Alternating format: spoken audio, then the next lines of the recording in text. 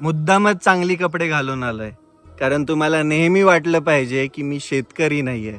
आणि ती एक जी गोष्ट आहे ना, ती तुम्हाला कायम टोचत राहणार आहे.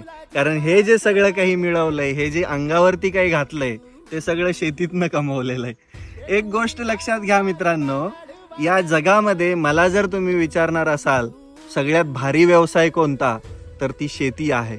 कारण ती घेत असताना तुम्हाला भांडवल लावावं लागत नाही. शेतकऱ्यांच्या पोरांसाठी सांगतोय मी.